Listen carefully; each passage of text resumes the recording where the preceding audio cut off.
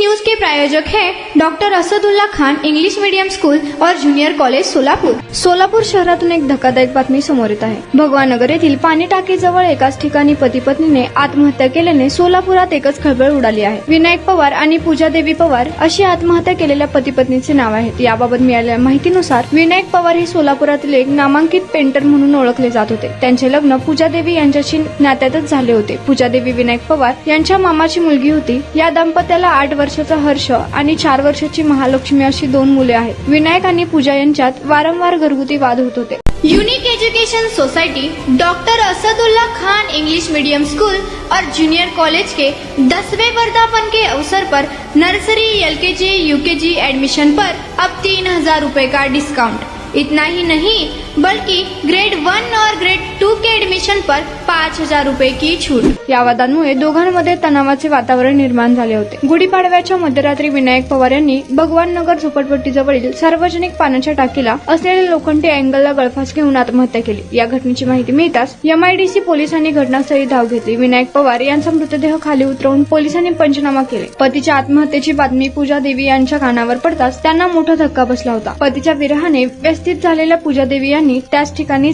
गळफास लावून आत्महत्या केली। या घटनेची माहिती MIDC पोलीस ठाण्यात नोंद करण्यात आली असून पोलीस पुढील तपास करत आहेत। Unique education society doctor Asadullah Khan English medium school और जूनियर कॉलेज के 10वें वर्धापन के अवसर पर नर्सरी एलकेजी यूकेजी एडमिशन पर अब 3000 रुपए का डिस्काउंट। इतना ही नहीं बल्कि ग्रेड 1 और ग्रेड 2 के एडमिशन पर 5000 रुपए की छूट।